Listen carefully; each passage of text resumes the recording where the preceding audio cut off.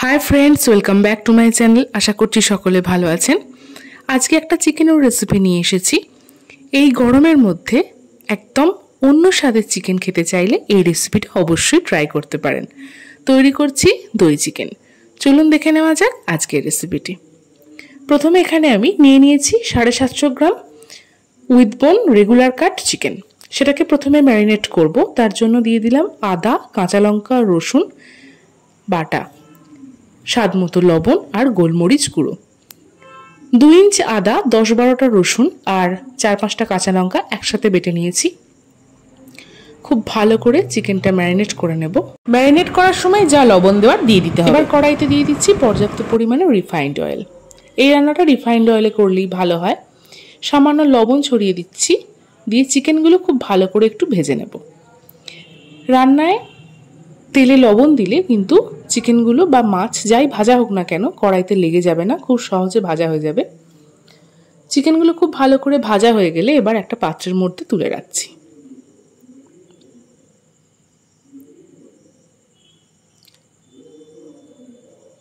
এভাবে সবকটা চিকেন খুব ভালো করে আমরা ভেজে নেব। এখন ওই তেলের মধ্যেই দিয়ে দিচ্ছি গোটা গরম মশলা আর তেজপাতা ফোড়ন হিসেবে।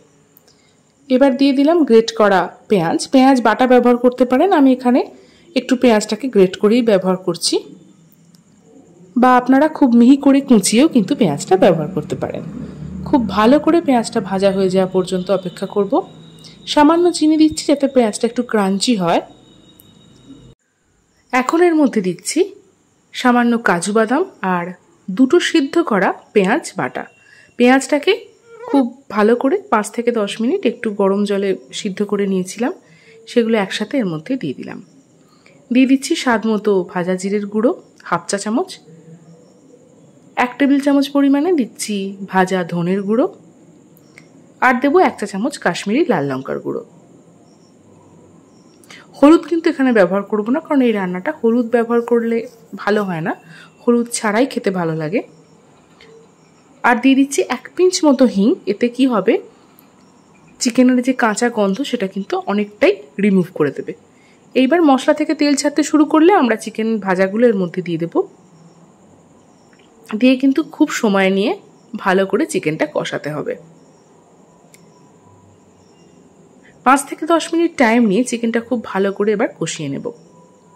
এখানে একটা কথা বলে রাখি, আমরা কিন্তু এখানে উইথ বোন রেগুলার কাট চিকেন দিয়ে রান্নাটা করছি। আপনারা চাইলে কিন্তু বোনলেস চিকেন কিংবা থাই লেগ একসাথে বড় পিস নিয়েও করতে পারেন। জেনারেলি রেস্টুরেন্টে কিন্তু দই চিকেন বা লেমন চিকেন যাই খান না কেন সেটা কিন্তু উইথ বোন চিকেন দিয়ে করা হয় না, বোনলেস চিকেন দিয়েই করা হয়। তবে আমি কিন্তু লেগ পিস পছন্দ করি বলে এইভাবে বানাচ্ছি। খুব ভালো করে চিকেনটা কষা হয়ে গেলে এর মধ্যে দিয়ে দেবো 1 বাটি টক দই। এখানে টক দইয়ের পরিমাণ হচ্ছে 150 গ্রাম। খুব ভালো করে টক দইটা দিয়ে গ্যাসের ফ্লেমটা একদম লো করে নাড়তে হবে বেশ খানিকক্ষণ। তারপর আমি এখানে সামান্য একটু জল দিচ্ছি, চিকেনটা সিদ্ধ করতে হবে বলে। জল দিলাম 1/2 কাপ পরিমাণে, যদিও টক দই থেকে কিন্তু জল ছাড়বে, যে কারণে একদম কম সামান্য পরিমাণে জল দেব। ঢাকনা দিয়ে সিদ্ধ হতে দিয়েছিলাম প্রায় 10 থেকে 15 মিনিট। দেখুন 10 থেকে 15 মিনিট পর কিন্তু চিকেনটা খুব সুন্দর সিদ্ধ হয়ে গেছে, চিকেন থেকে তেল ছাড়তে শুরু করেছে, আর দেখতেও আশা করি সুন্দর হয়েছে, দেখেই বুঝতে পারছেন। একদম শেষে রোস্টেড কাসুরি মেথি ছড়িয়ে আর সামান্য একটু গরম মশলা ছড়িয়েই কিন্তু সার্ভ করব। দই চিকেন কিন্তু অলমোস্ট রেডি। এই সহজ দই চিকেনের রেসিপিটা আপনাদের কেমন লাগলো অবশ্যই জানাবেন। যদি ভালো লাগে তাহলে কিন্তু আমার চ্যানেলটা লাইক করবেন, শেয়ার করবেন, সাবস্ক্রাইব করবেন। আজ তাহলে এই পর্যন্তই। আবারও দেখা হবে নতুন কোনো দিন নতুন কোনো রেসিপি নিয়ে। ভালো থাকবেন, সুস্থ থাকবেন। ধন্যবাদ।